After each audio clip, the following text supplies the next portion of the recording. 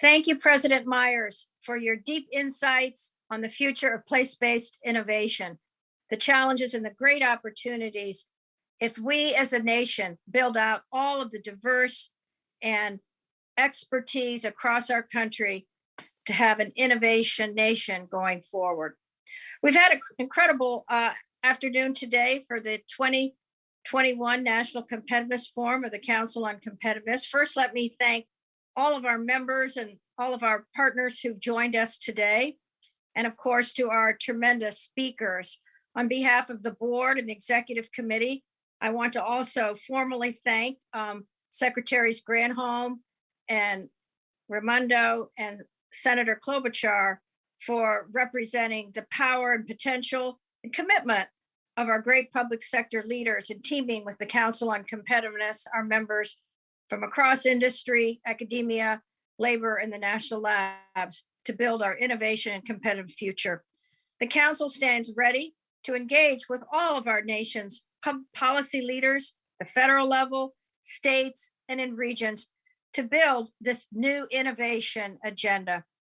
It's my great honor again to congratulate Janet Fouty, the executive chair of Deloitte USA, on becoming the Council's new business vice chair.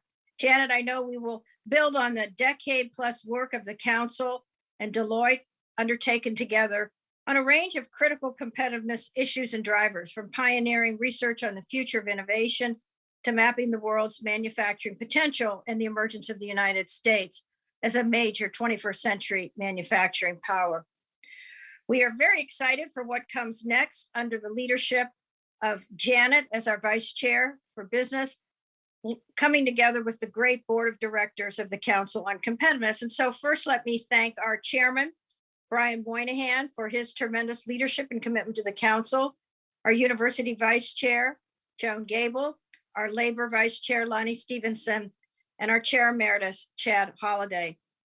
We've heard today several of the key themes that will shape the Council's 2022 agenda and beyond. And let me first just start by saying that the conversation today between Brian Moynihan as chairman of the Council and CEO of Bank of America and Chad Holliday, chairman emeritus of the Council and until recently the chairman of Royal Dutch Shell, on the future of sustainability and the incredible leadership we're seeing now from the private sector in really marshaling the resources and commitment to drive the sustainability agenda writ large was very, very exciting. And this is certainly something that the Council's flagship National Commission on Innovation and Competitiveness Frontiers will be carrying forward in the next year. I was very struck how Brian said that there's a big commitment now globally from private sector leaders and government and public at large about, what did he say, 8 to 9 on the scale. But when it comes to actual execution and implementation, we still have a long way to go. And that's where the work of the Council on Competitiveness is so very, very important. We had a great discussion today on the intersection of energy, food, and water. Again, making explicit that sustainability writ large will depend increasingly on the democratization of knowledge and innovation, the proliferation of pioneering partnerships, and really marshaling these new exponential technologies that are transforming our world as we speak and live today. I think we had a very interesting discussion on what actually is digital water. And I think we all now know what that actually means in terms of the products that we use and the water footprint in building, designing, and using those products. Similarly, we had a very provocative conversation around the future of research that emphasized, yes, the points around systemic democratization, but also we outlined a national imperative for really radical reform in the funding of our scientific enterprise and the cultivation of America's next hyper-diverse and inclusive generation of researchers, innovators, and entrepreneurs. And how, again, back to the imperative for place-based innovation, we have to move beyond the current culture of how venture capitalists invest in scaling the technologies of the future, not so much around superheroes, but around capabilities and technology assets and recognizing the huge talent that we have in our country throughout our country to carry these capabilities into new businesses and services and wealth creation. Supporting this focus on the future of innovation, we were very excited this year to have a great series of tech chats, as it were, each of which imparted a feel for what's to come across the nation's energy enterprise and digital manufacturing, advanced materials and semiconductors and cybersecurity and resiliency, and for consumer-driven innovation in the circular economy. Again, back to this overarching theme of sustainability and competitiveness. And again, throughout these discussions, what we know is that people and place matter tremendously. Our significant conversations around learning, skills development, and work underscored the challenges our companies, our colleges, and unions are facing in delivering the very specialized skills now required in virtually all jobs to a more diverse and inclusive America, not centered just around a few great cities and many cities and urban agglomerations, but also preparing our workforce characterized by the opportunities that can come from continuous evolution and change throughout our great country.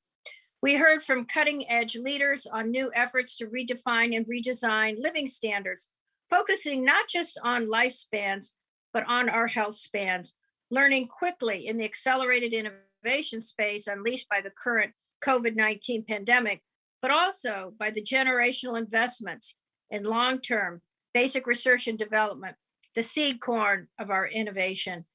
And as we close today, of course, I want to thank and recognize our NCF sponsors, Lockheed Martin, Snap-on, the University of Georgia, the University of Wisconsin, and the International Brotherhood of Electrical Workers. Going forward, as we face a new year soon, 2022, the council team and I will be in touch with you as we develop our very ambitious agenda with you across many fronts. The expansion and deepening of our National Commission on Innovation and Competitiveness Frontiers was foreshadowed, as I've mentioned, in the opening remarks of our chairman, Brian Moynihan, and our chairman emeritus, Chad Holliday. I'm very pleased to announce we are going to host a major regional innovation summit in the first half of the coming year under the auspices of the commission. This summit will be hosted in Wyoming by National Commissioners Ed Seidel, the president of the University of Wyoming, Greg Hill, the president and CEO of Hess Corporation, who I might mention had some very fascinating remarks about plant root-based systems for carbon capture and sequestration and the frontiers of fossil fuel innovation and sustainability, and John Wagner, the director of Idaho National Laboratory. And we're very excited that we will be with the governor of the state of Wyoming. And more announcements to come on the commission front. We will also see the continuing virtual engagement of our chief technology officers and our advanced computing roundtable and university leadership forum. However, I hope that with the pace of our virtual meetings and all of these initiatives of the council, we also are very committed to returning to in-person meetings this coming year, and look forward to many of our members hosting activities at their campuses, businesses, and national labs across the country. And many of these dates are already on the calendar.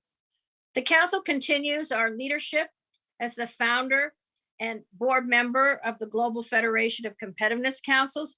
I know many of you participated a week or so ago in our 2021 Global Innovation Summit that was virtual this year around the five pillars of innovation, sustainability, resiliency, partnerships, and inclusivity. It was a great discussion with our members and leaders from around the world. And I'm pleased that our partners in Athens, Greece will be hosting the 2020 Global Innovation Summit in Greece next November. But before we get to Greece, we will be teaming the US Council and the GFCC with our longstanding partner, the Confederation of Industry in Brazil, for the 9th Brazil Innovation Summit this March. And again, we hope that many of the council's members will join the Council on Competitiveness delegation to the CNI Summit. Our Chief Technology Officer community will re-energize efforts to partner with our peers in Australia.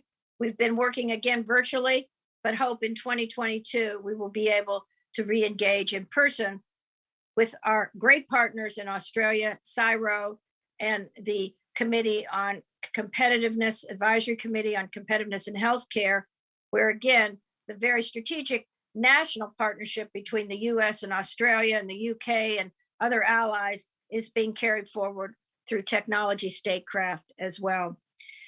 I hope all of you will look at our 2020 soon to be released Council on Competitiveness new website, compete.org. This new platform is going to feature prominently the ideas, the images, and words of our membership as we enter our 36th year. And we'll be in touch with you soon for a first look, and very importantly, how you can participate in co-creating the content for our website. I want to thank very much all of our members, and of course our executive committee, our general members, our national laboratory partners, our national affiliates, and our great distinguished fellows and senior fellows of the council for your continued support and engagement. The council is all about collaboration, partnership, and building a future together in which we all have much to contribute, but we must work together to achieve the competitiveness, the prosperity, the productivity, and security of our country.